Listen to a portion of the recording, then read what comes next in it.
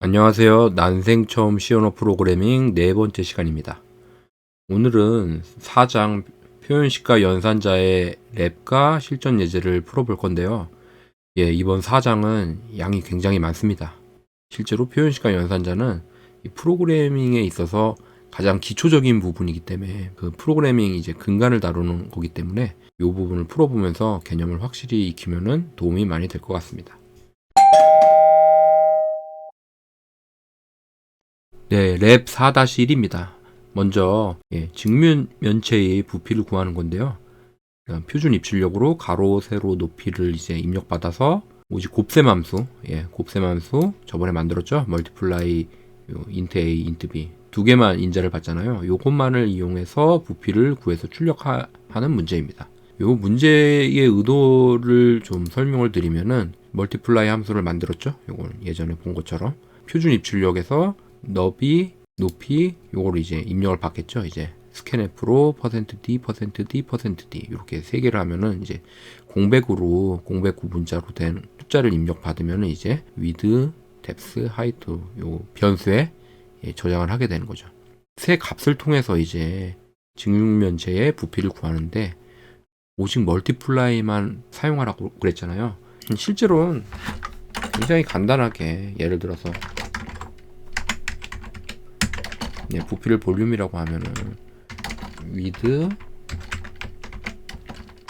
굉장히 뭐 이렇게 쉽게 계산하면 되는 거 아니냐 이렇게 생각할 수도 있죠. 요거는 이제 연산자고 곱하기 기호 얘 각각은 이제 표현식인 거죠. 표현식은 하나의 값으로 도출이 되는 걸 표현식이라고 했잖아요. 그러면 width와 depth를 곱한 거 표현식과 연산자가 결합되면 새로운 이제 표현식이 되는 거죠. 요 표현식 width 곱하기 depth라는 게 계산이 되면은 하나의 값이 되기 때문에 얘도 이제 표현식이 되는 거고, 말 그대로 함수 호출식이라고 할 수 있는 멀티플라이를 호출하면은 이건 이렇게 쓸 수 있겠죠. 멀티플라이 함수는 두 개의 값을 인자로 받아서 곱한 결과를 주니까 width와 depth 이렇게 하면 요 값이 반환하는 값 또 하나의 값이니까 표현식이 되는 거죠. 함수 호출식도 하나의 표현식. 그래서 이런 식으로 계산을 할 수도 있고, 근데 지금 멀티플라이만을 사용하라고 했으니까 이걸 한번 이런 식으로 더 사용할 수 있는 거죠. 멀티플라이 값에 이미 width와 depth를 곱한 값이 함수 호출식이 나타내는 표현식이 새로운 멀티플라이의 첫 번째 인자로 들어가고 두 번째 인자로는 앞에서 봤던 height 이렇게 받게 되는 거죠. 요 전체도 역시 표현식이 되는 거고, 이 함수 호출식 하나가 표현식이 되고 또 다른 height라는 표현식이 들어가서 인자로 사용돼서 함수를 또 한 번 호출해서 전체 표현식이 되는 거죠. 그러면은 요거를 이제 출력을 할 때는 b를 출력을 하면은 printf를 써야겠죠. 이런 식으로 볼륨을 계산하면 됩니다. 그러면 실제로 계산을 해 보겠습니다. 네, 그러면 똑같이 책이랑 똑같이 2, 4, 8을 넣으면은 부피 64가 나오는 거죠. 이 문제의 의도는 지금 왜 이렇게 쉽게 할 수 있는 거를 왜 더 어렵게 했느냐 그런 게 아니라 함수 호출하는 것도 하나의 표현식이 된다라는 거. 함수를 호출하면은 결국 이제 반환값이 있잖아요. 반환값이 있는 함수는 표현식으로 인정이 되기 때문에 함수 호출식 자체를 또 다른 함수의 인자로 넣을 수 있다는 거. 그거를 이해하기 위한 문제입니다. 랩 4-2입니다. 이 랩 4-2는 세 자리 자연수를 입력을 받아서 각 자릿수 숫자를 출력하는 프로그램입니다. 컴퓨터가 이런 거는 뭐 쉽게 해줘야 되는 거 아니야 이렇게 생각하실 수 있는데요. 실제로는 컴퓨터는 굉장히 단순한 것만 할 수 있고 우리가 그거를 이제 그 단순한 작업들을 조합을 해서 결과를 얻는 프로그래밍을 짜야 되는 거죠. 여기서도 중요한 거는 이 345라는 수를 입력받으면은 각각의 이제 자릿수를 구하는 거는 우리가 생각을 해내야 돼요. 그걸 생각을 해서 이제 컴퓨터가 그거를 실행해 줄 수 있도록 이렇게 프로그램을 짜야 되는 거겠죠. 틀을 보면은 이 A라는 숫자가 이제 입력 값이고요.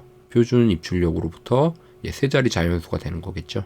이렇게 받고, 그리고 변수 R1, R2, R3를 했는데요. 요게 이제 각각 그 자릿수 340번 입력되면 3, 4, 5가 들어갈 수 있도록 그렇게 프로그래밍을 짜줘야겠죠. 첫 번째 자릿수는 어떻게 구할까요? 그냥 간단하게 생각하면 됩니다. 100으로 나누면 되겠죠. 예를 들어서 345를 100으로 나누면은 3.45가 나오겠죠. 인트 연산에서 인트 변수를 이제 나누게 되면은 인트만 들어가겠죠. 결과가 R1을 100 이런 식으로 이렇게 표현을 하면은 345를 100으로 나누면 3.45니까 R1에 3.45가 들어가느냐? 그건 아니죠. R1은 인트형 변수니까 정수 부분만 저장될 거 아니에요. 그래서 실제로는 R1엔 3만 들어가겠죠. 이런 식으로 첫 번째 자릿수를 얻을 수 있는 거죠. 그러면 두 번째 자릿수는 어떻게 해야 되느냐? 이런 식으로 모듈러 연산자를 사용합니다. 모듈러 연산자는 뭐냐면 나머지 연산이라고 하죠. 모듈러 연산자를 100으로 나눈 나머지를 구하는 거예요. 그러면 345는 100으로 나눌 경우에는 이제 300은 이제 100으로 나눠지죠. 그리고 나머지는 뭐가 되겠어요? 45가 되죠. A 모듈러 연산자 100을 하게 되면은 345 같은 경우는 45가 됩니다. 즉 45가 되니까 이제 45에서 4라는 숫자를 빼내려면 어떻게 돼요? 10으로 나누면 되겠죠. 100의 자릿수는 이제 100으로 나누는 거고 10의 자릿수는 10으로 나누면 되겠죠. 그러면 맨 마지막 R3는 어떻게 구할까요? 응용을 해보면 쉽겠죠. A를 10으로 모듈러 연산을 하면 되겠죠. 10으로 나누면 345 같은 경우는 이제 34가 되고 나머지는 5가 되니까 R1, R2, R3를 구할 수 있는 거죠. 이번 랩은 한마디로 요 연산자를 어떻게 사용해야 되는지 각각 연산자의 특징에 따라서 변수 타입에 따라서 어떤 결과가 나오는지를 이해하는 문제입니다. 이런 식으로 R1, R2, R3를 출력을 해주고 그러면 간단하게 세 자리 자연수 뭐를 815를 입력하면은 815가 나오게 되는 거죠. 랩 4-3입니다. 다음 출력처럼 입력받은 수가 3의 배수인 경우는 1을 출력하고 3의 배수가 아니면 0을 출력하는 프로그램입니다.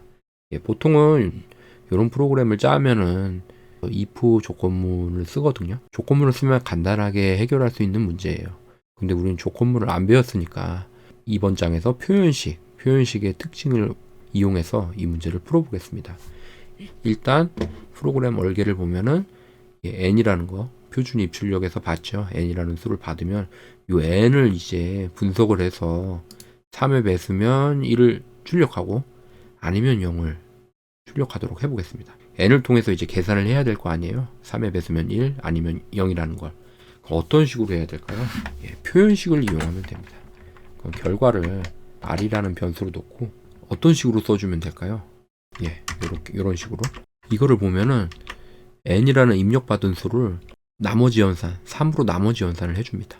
3의 배수인 경우는 3으로 나머지 연산을 해주면 0이 되겠죠. 요 값이 0이 될 거고 3의 배수가 아닌 경우는 1이나 2가 나오겠죠. 그리고 이제 요 바로 뒤에는 이제 상등 연산자가 쓰였죠. 0과 같으냐 아니냐. 그래서 n 모듈러 연산자 3을 하게 되면은 이게 3의 배수면은 0이 나온다고 했으니까 0이랑 같게 되겠죠. 근데 이 표현식이라는 건 뭐였어요? 요 식 자체는 지금 조건식이거든요. 이 조건이 참이냐 거짓이냐. n이 3의 배수면은 요 조건식 자체는 참이 될 거예요. 맞죠? 근데 조건식도 표현식이기 때문에 참인 조건식은 어떤 값으로 평가가 되느냐? 1로 평가가 돼요. 표현식이기 때문에. 그리고 n이 만일 3의 배수가 아니면 요 나머지 연산을 했을 때 1이나 2가 나오기 때문에 0과 같을 수가 없죠. 그래서 거짓이 되기 때문에 거짓일 때는 0으로 되는 거예요. 그래서 이런 식으로 int r에 들어가는 값은 n이 3의 배수면 1이 되고 3의 배수가 아니면 0이 되게 됩니다. 계산을 해보면 어떤 숫자를 써볼까요? 3의 배수면 12. 12라는 걸 하면은 1이 나오겠죠. 그러면 실제로 프로그램을 뭐 이렇게 짤 수도 있는데 이렇게 변수 하나 더 쓰는 게 뭐 보기 안 좋다. 좀 타이핑을 아끼고 싶다. 이렇게 하면은 요 자체 표현식. 요 표현식 자체가 하나의 값이라고 했잖아요. 요거를 그냥 여기다 직접 써줘도 되죠. 이런 식으로 써주고 요거는 엄밀히 말해서는 조건식이잖아요. 조건식인데도 조건식 자체도 값이 있으니까 참일 땐 1, 아닐 땐 0이 되는. 엄밀하게 말해서는 거짓일 땐 0이고 참일 때는 0 아닌 값, 0이 아니면 다 됩니다. 1이나 2 뭐 이런 식으로 될 수 있기 때문에 이렇게 조건식을 쓸 때는 참일 때는 이게 1로 계산되기 때문에 코드를 짜면은 21도 3의 배수죠. 이렇게 하면 1이 나오게 됩니다. 네, 랩 4-4입니다. 0 판별하기 문제인데요. 이 문제가 쇼트 서킷이라는 개념을 설명하기 위한 문제라서 좀 주의를 기울이셔야 합니다. 정수를 입력받아서 그게 0인지 아닌지를 판별하는 프로그램이에요. 물론 이것도 조건문을 배워서 if문을 사용하면 쉽게 할 수 있는 건데 그런 목적이 아니라 논리 연산자와 쇼트 서킷 개념을 익히는 거니까 그렇게 보시면 됩니다. 그리고 간단한 이제 논리 연산자, 논리 합, 논리 곱에 대해서 이렇게 값을 써놨는데요. 여기서 n이라는 거는 0이 아닌 수, 보통 뭐 1이나 2 뭐 이런 값이 되겠죠. 0이 아닌 수를 나타낸다고 보시면 됩니다. 그러면 이제 기본적으로 n이라는 변수의 표준 입출력에서 값을 받겠죠, 정수를. 그러면 이제 이 정수를 판별해서 이게 0인지 아닌지를 판별해서 출력을 해줘야 되잖아요. 그때 이제 이런 식으로 썼는데, 이게 처음에 보면은 문법은 어렵지 않은데 이게 뭐지? 뭐 이렇게 생각할 수가 있어요. 이게 지금 n과 논리합 연산자하고 printf 이런 식으로 호출을 하는데 왜 어떻게 이게 제대로 된 값이 나오는지 그거를 이제 설명을 드릴게요. 여기 지금 이렇게 논리합 관련된 이제 그 표를 만들어 봤는데요. 여기서 보시면 알 수 있듯이 만일 앞에 부분, 이게 n이라고 할게요. 요게 이제 0이 될 경우에는 이 뒤에 값, 논리합의 이제 두 번째 피연산자, 이 값이 어떤 것이든 상관없이 요 값에 따라서 요 결과가 결정이 되겠죠. 첫 번째 연산자가 0이면은 두 번째 피연산자의 값을 알아야만 이제 값이 결정되는 구조예요. 첫 번째 피연산자가 0이 아닌 경우에는 요 두 가지 경우죠. 뒤에 피연산자가 어떤 값이냐는 중요하지 않아요. 무조건 1로 계산이 돼요. 이 의미는 뭐냐면 만일 프로그램이 n이라는 값을 받았을 때 n이 만일 0이 아닌 어떤 수를 나타내게 되면은 뒤에 오는 피연산자 값은 계산할 필요가 없다는 거예요. 여기서 만일 n이 0이 아닌 수가 올 경우에는 이 printf도 결국 어떤 표준 입출력에 문자열을 출력을 하지만 얘 자체도 이제 반환값이 있거든요. 얘도 이제 호출식이기 때문에 어떤 값으로 이제 도출이 돼요. 값을 얻기 위해서 컴퓨터가 얘를 printf를 호출을 할 필요가 없다는 거예요. 그게 쇼트 서킷의 핵심입니다. 그래서 만일 n이 0이 아닌 수가 들어오게 되면은 얘는 호출할 필요가 없겠죠. 호출할 필요가 없다는 건 0입니다. 요 말 자체가 출력이 안 된다는 거예요. 그러면 만일 n이 0이라고 해봅시다. n이 0이 들어오면은 두 번째 피연산자의 값에 따라서 결과가 달라지니까 컴퓨터가 어쩔 수 없이 printf로 호출할 수밖에 없어요. 왜? 얘가 지금 앞에 게 0이기 때문에 요 논리합 자체를 계산을 하려면 뒤에 printf가 어떤 값을 나타내는지를 따져야겠죠. 반드시 따질 수밖에 없어요. 그래서 printf를 호출을 할 수밖에 없고 그 결과 이제 0입니다라고 나오게 되는 거죠. 마찬가지로 이것도 똑같아요. 이것도 논리곱도 똑같이 논리곱의 특징은 뭔가요? 첫 번째 피연산자가 0인 경우에는 두 번째 피연산자의 값에 상관없이 무조건 0이 나오는 거예요. 0으로 계산되죠. 첫 번째 피연산자가 0이 아닌 값일 때는 두 번째 피연산자를 따져야 돼요. 반드시. 이게 0인지 0이 아닌지 그거에 따라서 값이 달라지기 때문에. 그래서 똑같이 여기도 논리곱을 표현식으로 사용해서 이걸 따져볼게요. n이 만일 0이 들어왔어요. 0이 들어오면 어떻게 된다고 그랬어요? 무조건 0이 되는 거죠. 논리곱에서는. 그러면은 이 두 번째 피연산자를 나타내는 건 이제 printf인데 printf를 호출할 필요가 없겠죠. 왜? 무조건 0으로 계산되니까. 그래서 n이 0일 때는 printf 요거 자체가 호출이 안 돼요. 그래서 이제 문자열 0이 아닙니다가 호출이 될 수가 없죠. n이 만일 0이 아닌 경우에는 어떻게 될까요? 요 첫 번째 피연산자가 0이 아닐 때는 두 번째 피연산자에 따라서 값이 결정되니까 컴퓨터는 printf를 반드시 호출해야겠죠. 이 printf가 어떤 값을 도출하는지를 확인을 해야 되니까 논리곱 때문에 그 값을 구하는 과정에서 printf가 호출되고 0이 아닙니다가 호출되게 되는 거죠. 실행을 해보겠습니다. 또 그러면은 이제 정수를 입력하면 0인지 아닌지를 하니까 7을 입력해 볼게요. 7을 하면 0이 아닙니다. 이렇게 나오겠죠. 예. 한 번 더 해볼까요? 0을 한 번 넣어볼게요. 당연히 0은 0이니까 0입니다. 이렇게 나오겠죠. 랩 4-5를 진행하겠습니다. 랩 4-5는 비트 연산자를 제대로 이해했는지 요거를 사용해서 문제를 풀 거고요. 지금 문제를 보면은 정수를 입력받으면 그 정수는 이제 이진법으로 나타낼 수 있잖아요. 5라는 수가 나타내는 0과 1로 이루어진 비트열 중에 세 번째 비트, 제일 작은 비트에서부터 세 번째 비트가 0이냐 1이냐 요거를 찾는 문제거든요. 입력받은 수에 비트 연산자를 써서 이 입력받은 수를 비트열로 나타내야겠죠. 그 중에 이제 세 번째 비트를 구해서 이제 요거를 알아내는 이런 방식을 할 건데요. 일단 이런 식으로 표현을 해보죠. 5라는 숫자를 따지면 여기 책에 5처럼 5라는 수는 이진법으로 표현하면 1, 2, 4에서 이게 5죠. 실제로. 여기 8 같은 경우는 어떻게 표현돼요? 1, 2, 4, 8이 되겠죠. 그러면은 네 번째가 1이고 세 번째 자리는 0이 될 거예요. 어떻게 이거를 요 세 번째를 뽑아내느냐? 비트 곱을 쓰면 됩니다. 비트 곱으로 세 번째만 1이고 나머지는 0인 값을 비트 곱을 해주는 거죠. 비트 곱을 해주면 어떻게 된다고 했어요? 각 자리마다 이제 비트 연산이 일어나겠죠. 비트 곱 연산이 일어나는데 5 같은 경우는 101을 해주면은 요 각 자리별로 1과 0은 비트 곱이 0이고 두 번째도 다 0이고 오직 세 번째 1, 1이니까 1만 남겠죠. 요 의미는 무엇이냐? 5를 나타내는 101의 세 번째 비트가 1이라는 걸 나타내줘요. 그럼 이제 8을 한번 해볼게요.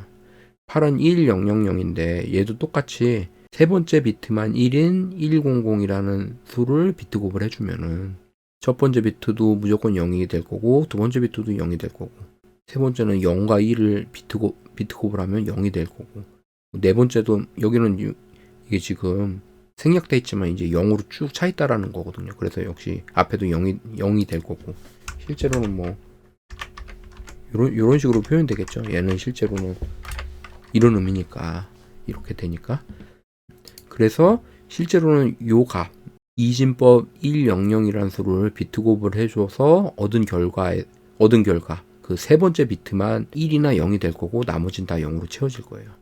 그럼 실제로 우리가 여기서 얻으려는 건 뭡니까? 세 번째 비트잖아요. 세 번째 비트를 얻을 수 있는 방법은 뭐냐? 비트 이동 연산을 하면 되겠죠. 얘 같은 경우는 두 자리를 이동하면 어떻게 되겠어요? 얘를 두 자리 이동하면 1이 되겠죠. 얘 같은 경우는 두 자리 이동해도 오른쪽으로 두 자리 이동해도 0이 될 거고 그러면 요 값을 그대로 표현해 주면 되는 겁니다. 그래서 코드를 짜면은 간단해요. 스캔F까지는 그대로고 스캔F를 통해서 입력을 받으면 세 번째 비트는 어떻게 표현되느냐? 일단 그 n이란 입력받은 값에다가 0b 100. 요건 0b라는 거는 앞에 이제 이진법을 나타내는 거예요. 보통 이 0b가 없으면은 100이라고 하면 10진법을 나타내거든요. 10진법 100은 굉장히 큰 수죠. 예. 그런데 이거를 0b를 앞에 프리픽스를 붙여주면은 이진법 수를 나타내요. 그러면 이건 실제로 얼마냐? 2, 4면은 4라는 숫자죠. 4.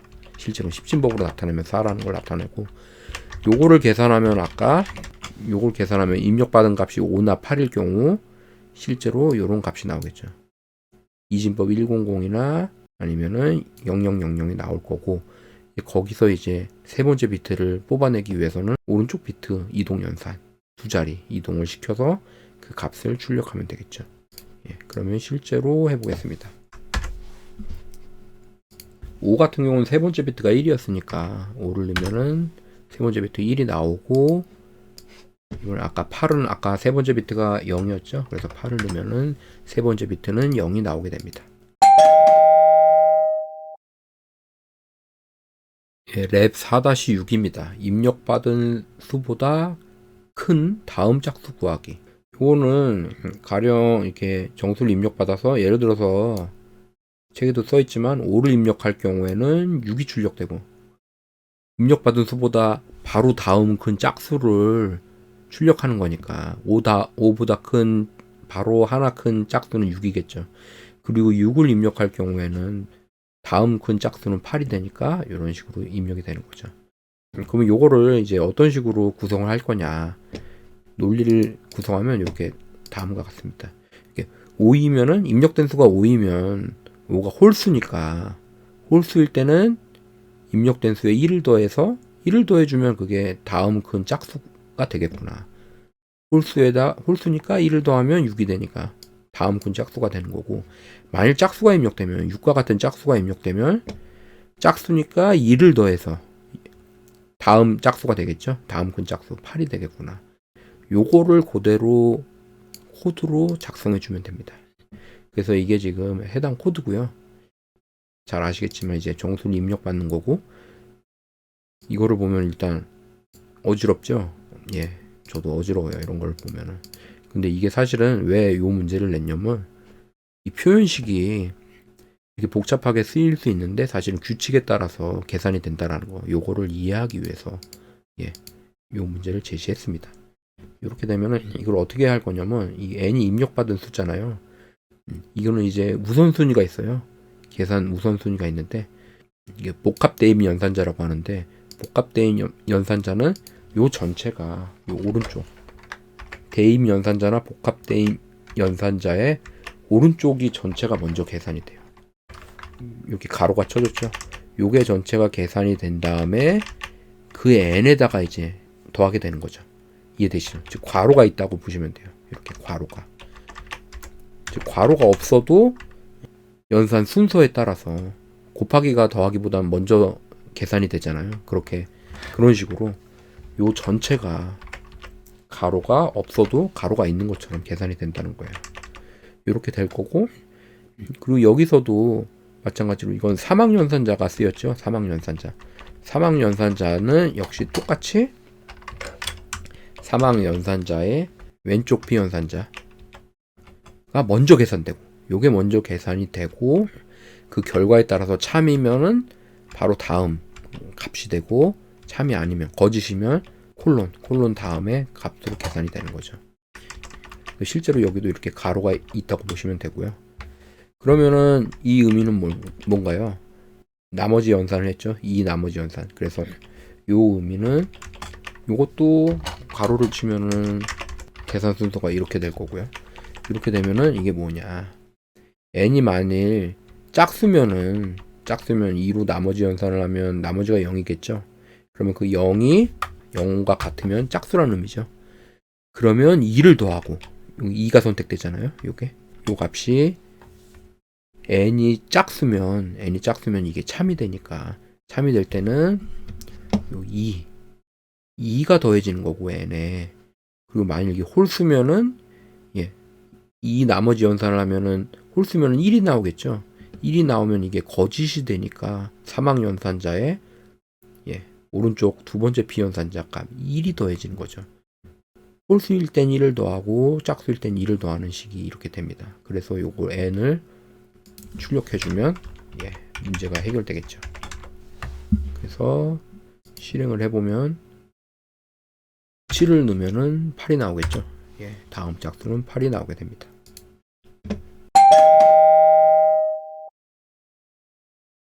네, 랩 4-7입니다. 가우스 함수를 표현해 볼 건데요. 어떤 실수 x에 대해서 x를 넘지 않는 그 최대의 정수를 반환하는 함수를 가우스 함수라고 하는데요. 가령 여기 지금 제가 써놨는데 3.15라면 가우스 함수를 취하게 되면 3이 나오겠죠. 왜냐?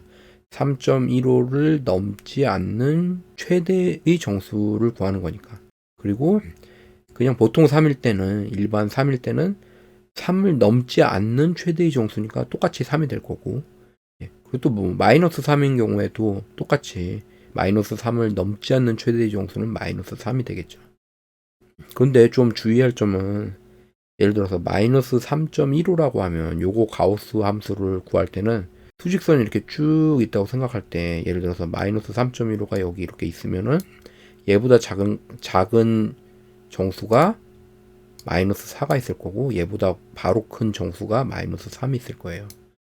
그러면 마이너스 3.15를 넘지 않는 최대의 정수니까 가우스 값은 뭐가 되겠어요? 마이너스 4가 되겠죠. 마이너스 3은 마이너스 3.15보다 큰 정수니까, 넘지 않는 최대의 정수니까 마이너스 4가 되겠죠. 그러면 이제 이 가우스 함수를 이런 식으로 구할 수 있는데, 어떤 규칙을 찾아야 될까요? 실수 x가 0 이상이거나 정수인 경우, 0 이상인 경우 이런 경우죠. 3.15, 3 이게 0 이상이잖아요. 이런 경우는 가우스 값은 인트 이게 타입 변환인데 정수로 타입 변환한 x 값이다. 즉 이렇게 3.15나 3처럼 0 이상이거나 또 마이너스 3은 정수잖아요. 정수인 경우는 요거의 인트 값을 인투로 이제 변환을 했을 때, 정수 변환을 했을 때 그 값이 그냥 가우스 값이다. 왜냐? 3.15에다가 인트를 붙이게 되면은 인트로 타입 변환을 하게 되면 타입 변환을 한다는 건 뭐 요렇게 강제 타입 변환을 한다는 거죠. 이렇게 타입 변환을 하면 그 값이 3이 된다는 거고 마이너스 3을 타입 변환해도 마이너스 3이 되는 거죠. 그런데 이제 두 번째 거 실수 x가 만일 0보다 작고 정수가 아닌 경우 대표적으로 마이너스 3.15 같은 경우였죠. 그때는 어떻게 됐어요? x를 인트 타입 변환을 한 다음에 1을 빼주면 그게 가우스 값이다. 왜냐면 마이너스 3.15인데 요거를 여기에 이제 인트 타입 변환을 하면 뭐가 돼요? 마이너스 3이 되겠죠. 요럴 때는 1을 더 빼서 마이너스 4가 바로 가우스 값이 된다는 거죠. 그래서 요 1번과 2번을 그대로 그냥 표현해 준 게 요 3번인데요. 수식을 쓰면 이렇게 되죠. 근데 가우스 함수를 만들었어요. 예, 입력값 x에 대해서 가우스 값을 구하는 함수를 만들었고요. 그래서 아까 지금 요런 경우, 요 0보다 크거나 정수인 경우, 정수 타입 변환, 인트 타입 변환을 하는 게 가우스 값이라고 했죠. 그래서 일단 이렇게 구했어요. 입력값 x에 인트 타입 변환하는 값, 요 g를 일단 구하고 0보다 크거나 정수인 경우 그때는 뭐가 되느냐, 지금 요 조건식을 보면은 그 원래 값 입력된 값에다가 타입 변환된 값을 빼줍니다. 즉 무슨 의미냐, 여기 지금 3.15면은 x가 3.15가 되는 거고 g가 3이 되겠죠. 예, 타입 변환한 값이 3이 될 텐데 요거를 빼줘요. 즉 왼쪽에서 오른쪽을 빼줘요. 그럼 빼주면 뭐가 돼요? 0.15가 되겠죠. 0보다 작나요? 아니죠. 0보다 크죠. 0보다 크거나 같을 때는 0보다 작은 게 아니니까 거짓이 되니까 사망연산자의 오른쪽 이 g 값이 바로 가우스 값이 돼요. 그래서 여기도 똑같이 왼쪽에서 오른쪽 빼면 뭐가 돼요? 0이 되죠. 0이 되면 0보다 작은가요? 아니죠. 거짓이니까 오른쪽 값 g 요 3이란 값이 가우스 값이 되고 마이너스 3에서 또 마이너스 3 빼면 여기도 똑같이 0이 되니까 예, 거짓이 돼서 g값, 예, 타입 변환된 값이 가우스 값이 되고, 그러면 여기서 이제 이런 경우 음수면서 정수가 아닌 경우, 요 마이너스 3.15 같은 경우죠. 요거를 계산해 보면 왼쪽이 x일 거고 마이너스 3.15를 이제 타입 변환한 값은 뭐가 돼요? 마이너스 3이죠. 그러니까 실제로 x는 마이너스 3.15인데 마이너스 3을 빼주니까 뭐가 돼요? 마이너스 0.15가 되겠죠. 네, 마이너스 0.15는 0보다 작으니까 참이 되죠. 예. 참이 되는 경우 인트 타입 변환한 값에서 1을 빼주는 거. 요 값이 바로 가우스 값이 되는 거죠. 한번 이제 자세히 살펴보면은 충분히 이해하실 수 있을 거예요. 그래서 요걸 이제 이렇게 메인 함수에서 이제 표준 입출력을 받겠죠. 근데 아까 더블 변수에다가 표준 입출력에서 이제 숫자를 받을 때는 형식 지정자 %lf로 쓴다고 했죠. %lf로 d를 받아서 그 d 값에 대해서 이제 가우스 함수를 호출해서 그 값을 이제 출력을 하는 거죠. 그럼 실제로 한번 출력을 해보겠습니다. 예, 3.15 넣으면은 뭐 당연히 3 나올 거고, 지금 궁금했던 거 마이너스 3.15를 넣어보겠습니다. 그러면 마이너스 4가 나와야겠죠. 가우스 함수니까. 예, 여기 마이너스 4가 나오네요. 네.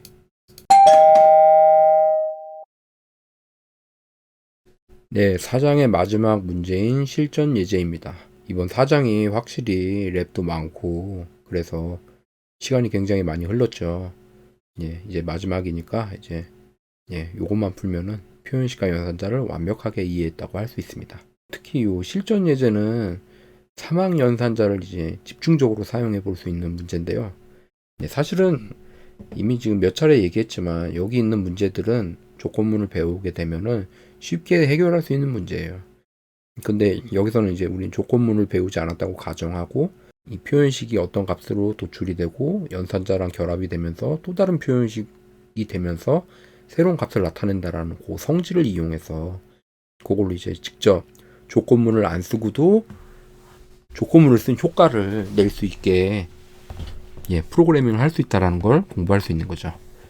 이 문제는 사실 좀 굉장히 까다로운데요. 이걸 천천히 잘 따라오겠습니다. 일단 지금 표준 입출력에서 두 정수를 이제 입력을 받아요. 입력을 받으면 대소 관계가 있을 거 아니에요. 크거나 같거나 작거나. 그거를 이제 등호나 부등호 기호로 표현을 해주는 거예요. 9랑 3을 받으면 9가 3보다 크다라고 될 거고, 거꾸로 만일 3이랑 9를 넣었으면 요거 이제 바뀌겠죠, 기호가. 그리고 똑같은 숫자를 넣으면 뭐 3, 3을 넣으면 같다라는 기호가 나올 거고, 그거를 이제 할 건데요. 그거를 하기 전에 어떤 식으로 해결을 할 거냐면, 일단 두 매개 변수 x, y에 대해서 그 두 변수를 받으면 차례대로 받으면 그 관계, 왼쪽과 오른쪽이죠. 왼쪽과 오른쪽의 그 대소를 비교할 거예요. 그래서 만일 왼쪽이 작으면 마이너스 1이고 두 매개 변수가 같으면 0이고 왼쪽이 오른쪽보다 크면은 1을 반환하는 컴페어 함수를 만들 겁니다. 이걸 왜 만드냐면 컴페어 함수가 이제 그러면 마이너스 1 아니면 0 아니면 1이잖아요. 그럼 마이너스 1일 때는 왼쪽이 작은 거고 0이면 같은 거고 1이면 왼쪽이 큰 거니까 그거를 이제 표현해 주기 위해서 그거를 판단하려고 그런 함수를 만드는 거고요. 그리고 그걸 이제 또 표현할 때는 이제 또 사막연산자를 쓰게 됩니다. 그래서 일단 한번 보겠습니다. 일단 컴페어 함수를 만들 건데요. 컴페어 함수는 인자 두 개를 받죠. 첫 번째 인자, 왼쪽 인자, 오른쪽 인자, x, y로 표현했고요. 이렇게 받았을 때 이제 여기 사막연산자를 쓰고 있습니다.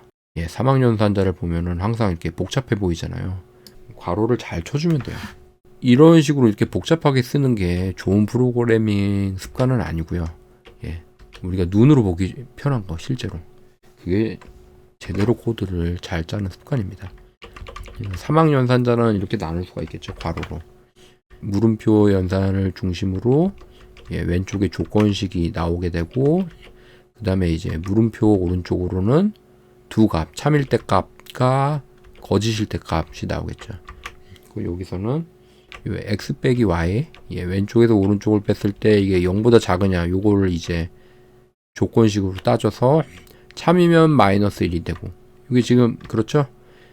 왼쪽에서 오른쪽을 뺐을 때 왼쪽이 작으면 오른쪽보다 작으면 마이너스 1을 주기로 했잖아요. 그래서 마이너스 1이 되고 x 빼기 y가 0보다 작지 않은 경우, 이게 거짓인 경우는 뭐가 있어요? x랑 y가 같은 경우도 있고 x가 y보다 큰 경우도 있겠죠. 그럴 경우에는 한 번 더 사막연산자를 또 따져줘요. 뭘 따져주느냐? 같은 경우 x랑 y가 같은 경우 요 전체가 아까 왼쪽이 오른쪽보다 작지 않은 경우에 대한 크거나 같은 경우에 대한 사막연산자 값이거든요. 근데 요거를 한 번 더 나누는 거죠. 같은지 아닌지로. 왼쪽과 오른쪽이 같을 때는 0을 반환하기로 했고 그렇지 않은 경우, 즉 왼쪽이 더 큰 경우죠. 그때는 1을 반환하도록 이렇게 컴페어 함수를 작성할 수 있는 거죠. 이렇게 괄호를 쓰는 게 더 보기 좋으니까 사실은 이렇게 쓰는 습관이 더 좋은 프로그래밍 습관이라고 할 수 있고요. 이제 컴페어 함수를 얻었으니까 이제 만들었으니까 컴페어 함수를 통해서 스캔F로 이제 표준 입출력으로 얻은 두 값, 입력된 두 값을 얻고 요걸로 이제 컴페어에 대해 이제 전달을 하면은 계산값이 C거든요.